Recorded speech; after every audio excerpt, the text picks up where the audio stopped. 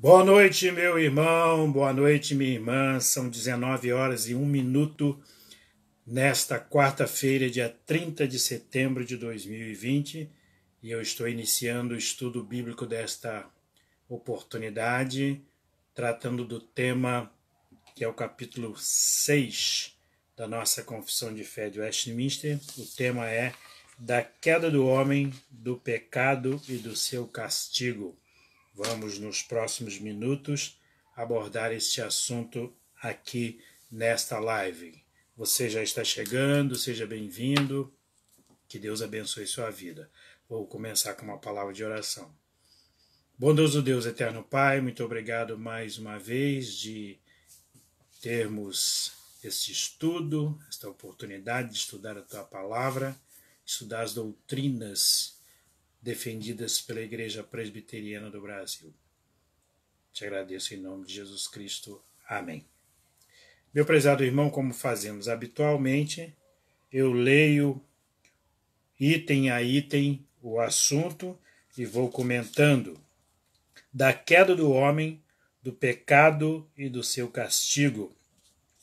Nossos primeiros pais, seduzidos pela astúcia e tentação de Satanás, pecaram ao comerem o fruto proibido. Segundo seu sábio e santo conselho, foi Deus servido permitir este pecado deles, havendo determinado ordená-lo para a sua própria glória. Uma pergunta que normalmente se faz, especialmente aqueles que estão iniciando na fé cristã, é a seguinte: por que é que o homem pecou? E adicionado a essa pergunta, outra é feita: por que Deus permitiu que o homem viesse a pecar? Porque dessa questão, ou da resposta a essas questões, é que a gente pode entender este assunto que é objeto da nossa análise nesta noite, né? Então, você permaneça conosco para que nós possamos abordar este assunto à luz da Palavra de Deus, à luz da Bíblia, à luz da nossa melhor teologia. Então, vamos pensar juntos aqui. Será que nós vamos ter aqui na Terra uma resposta que nos faça dizer com certeza quais são as motivações divinas porque Deus faz as coisas? Se eu perguntar a qualquer teólogo o seguinte: por que Deus fez desse modo? Por que Deus permitiu ao homem pecar? Isso está dentro das motivações divinas. Isso está dentro do ser de Deus. Isso não está revelado. Não está escrito nas Escrituras o porquê Deus fez assim. Aqui na nossa doutrina, nós lemos ao final que é para a sua própria glória. Ou seja, Deus é glorificado no momento em que ele permite ao ser humano o pecado. Mas o pecado não é uma coisa ruim? Por que é que isso promove a glória de Deus? Deus é glorificado em todos os aspectos da sua natureza. Na sua santidade, por exemplo, quanto mais se realça a falta de santidade humana, se realça a santidade divina. Quanto mais afastado o homem está de Deus, mais esse homem necessita de Deus, e o necessitar o homem de Deus glorifica a Deus. Mas aquela pergunta original ela permanece: qual a motivação divina? Por que é que Deus fez assim? Bom, esse é um aspecto que, não tendo resposta objetiva, é necessário que nós nos calemos. Porque nós, seres humanos, não sabemos tudo. Nós não temos todo o conhecimento. Nós não sabemos todas as coisas. Nós temos algumas respostas, outras nós não temos. E porque nós não temos todas as respostas, Aquelas que nós não temos, nós temos que nos calar e quando o Senhor nos chamar à presença dele, nós teremos a oportunidade de saber dele, de perguntar do próprio Deus. Até lá, nós vamos nos conformando com as nossas doutrinas, aquilo que homens sábios do passado já estudaram e que eles deixaram escrito para nós. Então, eu volto aqui a ler para você o primeiro item do nosso estudo desta noite, que diz assim: nossos primeiros pais, seduzidos pela astúcia e tentação de Satanás, pecaram ao comerem o fruto proibido. Segundo o seu sábio e santo conselho, foi Deus servido permitir este pecado deles, havendo determinado ordená-lo para a sua própria glória. Então, Deus permitiu ao ser humano pecar e o fez para a sua própria glória. E o ser humano pecou mesmo. Mas uma coisa que é preciso ser lembrada aqui, é que o ser humano poderia não ter pecado. Ele poderia não ter pecado. Essa é a questão. Ele poderia não ter pecado. Ele tinha essa possibilidade, ele tinha esse poder, ele tinha essa opção de não pecar. Mas dentre a opção de pecar e de não pecar, ele ficou com a opção de pecar e verdadeiramente pecou. Segundo item, por este pecado, eles decaíram de sua retidão original e da comunhão com Deus, e assim se tornaram mortos em pecado, inteiramente corrompidos em todas as faculdades e partes do corpo e da alma. Né? Essa semana eu estava vendo um filme, é um filme que está disponível na Netflix. Deixa-me ver o título. O título eu não me lembro exatamente, mas conta a história de alguns jovens que foram para uma viagem de barco, né, para um passeio de barco em alto mar, e em alto mar resolveram pular na água para nadar, tirar um mergulho. Só que eles esqueceram uma coisa muito simples, muito banal até. Esqueceram de acionar a escada daquela embarcação para eles voltarem para o interior daquela embarcação. E era muito alto, eles não alcançavam. Bom, eu não quero aqui, como dizem os jovens, dar spoiler, né, do filme. Procura ver o filme. E você vai entender o que aconteceu com Adão e Eva. Eles achavam muito bonitinha aquela história de comer do fruto, só que eles tinham um caminho que só lhes permitia a ida, não lhes permitia a volta. Eles foram com os próprios pés para o pecado, mas eles não podiam voltar do pecado com seus próprios pés. É o caso daqueles jovens. Eles pularam na água com a sua própria vontade, com o seu próprio impulso. Mas eles não podiam voltar para a embarcação com o seu próprio impulso. Esse é o pecado original. Os seres humanos, os nossos primeiros pais, entraram numa rua e lá na frente está escrito assim, sem saída. Sem saída. E não é somente isso. Vocês não têm condições de voltar com os próprios pés. Vocês precisam voltar sobre os ombros de Cristo. É isso que o pecado original legou aos seres humanos. Os seres humanos entraram nele, pegaram aquela nódoa, aquela mancha, mas não tinha um sabão em pó que pudesse tirar a mancha daquela veste do pecado que o ser humano, os dois primeiros homens, seres humanos, né, homem e mulher, que aquela roupa que eles vestiram, a roupa do pecado foi o manto que eles receberam ali e o passaram a todas as raças, a todos os demais seres humanos. Né? O item 3, sendo eles, agora que vem a explicação disso que eu acabei de falar, sendo eles o tronco de toda a humanidade, o delito de seus pais o delito de seus pecados foi imputado a seus filhos. E a mesma morte em pecado, bem como a sua natureza corrompida, foram transmitidas a toda a sua posteridade, que deles procede por geração comum. Isso é talvez uma das partes mais dolorosa do chamado pecado original. Se Adão e Eva tivessem pecado e somente eles tivessem assumido a culpa pelo pecado que cometeram, vá lá. Mas não foi assim. Eles eram o tronco da humanidade. Eles eram, ao mesmo tempo, o pai e a mãe da vida. Então, tudo que eles fizeram ali, fizeram em nome de toda a humanidade.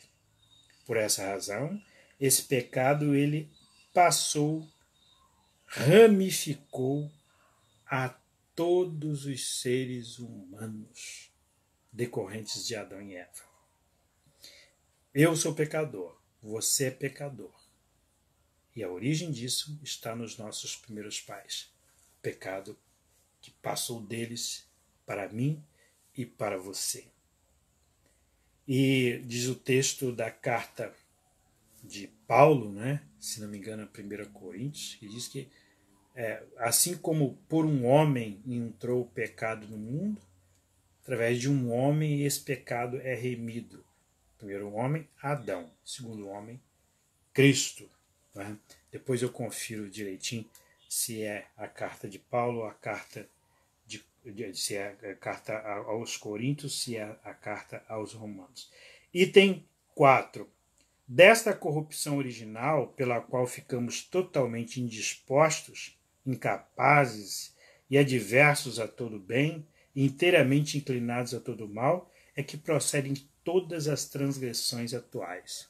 Então, tudo que você hoje contempla na sociedade de maldade, de falsidade, mentira, o furto, o roubo, o estelionato, toda espécie de pecado que se comete hoje vem desse pecado original. E o ser humano acabou se aperfeiçoando, né? O ser humano, o homem, ele aperfeiçoou a forma de pecar. Hoje existem múltiplas formas de pecar.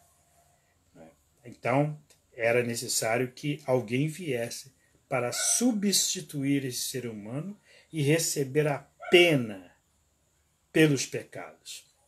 Esse alguém você sabe quem é, que é Jesus Cristo. Pois bem,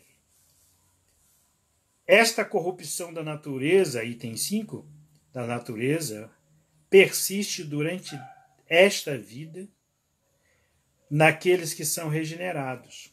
E embora seja ela perdoada e mortificada por Cristo, todavia ela, como seus impulsos, são real e propriamente pecado. Essa corrupção humana, ela produz os seus efeitos mesmo naqueles que já têm o coração regenerado. Seria muito legal, né, muito bacana se depois que o cidadão se convertesse, ele não pecasse mais. É isso? Não seria legal? Não seria bom? Mas não é assim não.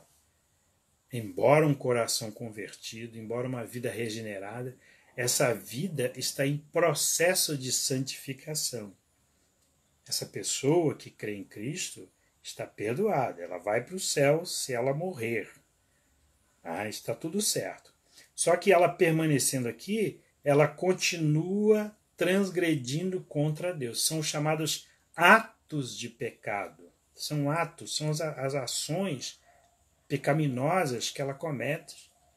E por essas ações, em grande salvação que Cristo pagou na cruz do Calvário, essas ações, esses atos de pecado precisam ser confessados a Deus e por eles se pedir perdão. Então, constantemente nós precisamos pedir perdão a Deus pelos pecados que cometemos durante esta vida.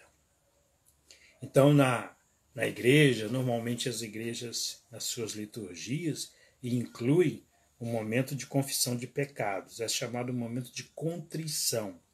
Contrição é aquele estado em que eu me volto para os meus pecados, com lamentação por tê-los cometido e peço perdão a Deus. Esse momento é chamado de contrição.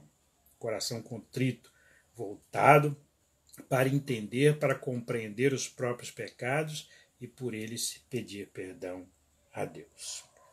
O último item do nosso estudo desta noite diz assim: todo pecado, tanto original como atual, sendo transgressão da lei, da justa lei de Deus, e a ela contrário, torna culpado o pecador em sua própria natureza, e por essa culpa está sujeito à ira de Deus e à maldição da lei, e, portanto, sujeito à morte com todas as misérias espirituais, temporais e eternas.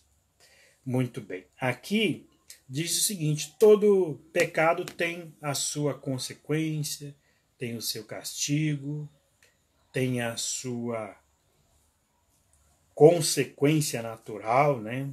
Dele decorre naturalmente os castigos, as penas, e algumas são aplicadas aqui, algumas penas são aplicadas aqui, outras para o futuro, para a vida futura, se este pecado for aquele que leva a pessoa a não crer em Cristo como Salvador. Aquele que não crê em Cristo como Salvador, além de pagar as penas decorrentes dos seus pecados aqui, e ainda terá que pagar na vida futura, porque ele abandonou, ele desprezou aquele que poderia salvá-lo. Quem crê em Cristo, diz a Escritura, tem a vida eterna, mas quem não crê em Cristo padecerá para sempre no inferno, longe do Senhor.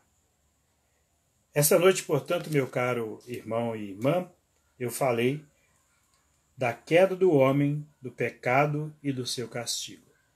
E eu espero que você tenha conseguido compreender que o ser humano ele é pecador e ele precisa de Deus. E na pessoa do seu Filho Jesus Cristo, este pecado é expiado, ele foi expiado na cruz do Calvário. Quem crê em Cristo, essa expiação recai sobre essa pessoa e ela tem condições de entrar na vida eterna pela mediação do Filho de Deus, Jesus Cristo. Eu termino então mandando aqui os meus acenos dessa noite. Começa aqui com o Wendel Machado. Alô, Wendel, Deus te abençoe. Abraço aí na Disneyland, no Giovanni, nessa família querida. Manda um abraço também para o diácono Gilson Monteiro, a quem a Igreja Presbiteriana de Madureira conferiu no último domingo o título de diácono emérito por seus brilhantes serviços durante 25 anos a serem completados em 10 de dezembro de 2020. Manda um abraço para o Daniel Mendes. Oi, Daniel. Deus te abençoe, meu querido. Um abraço aí na mamãe Ozeni. Estando com ela, dá-lhe um abraço. Maria das Graças. Ô, Maria das Graças, Deus abençoe a senhora. Guarde seu coração. Eu sei que a senhora não perde uma live. Deus abençoe a sua vida. Manda um abraço aqui para o Manuel Correia Nadim. Oi, Manuel, Deus te guarde, meu irmão, Deus te abençoe. Paulette, oi, Paulette, que alegria revê-la aqui. Nós que estivemos juntos no domingo lá na igreja de Turiaçu, comemorando os 47 anos de organização do coral Laércio de Brito. Eu tive o privilégio de pregar lá, Deus te abençoe. Ana Carolina Barreto, Ana Carolina está sempre prestigiando esse estudo aqui, foi minha colega de faculdade lá no Mackenzie, Deus te abençoe, Ana Carolina Barreto. Cláudio Moisés Arrigue, filho de Dona Maria das Graças, ô Cláudio Moisés Arrigue, que papo gostoso aquele no domingo, hein, meu irmão? Que coisa boa, Deus te abençoe, Cláudio Moisés Arrigue. todos que já passaram por aqui, todos que estão assistindo nesse momento, Deus abençoe. E na próxima semana... Ah, sim, eu ia me esquecendo. Na próxima semana eu marcarei uma outra data, um outro dia para o nosso estudo das quartas-feiras, porque, quer dizer, não será na quarta-feira, porque na quarta-feira da próxima semana, né, neste mesmo horário, eu estarei lecionando no seminário. Vou conferir direitinho se o horário é mesmo das 7 horas. Se for um pouquinho mais tarde, talvez eu mantenha a quarta-feira, mas é muito provável que na próxima semana não seja na quarta-feira, mas você será avisado.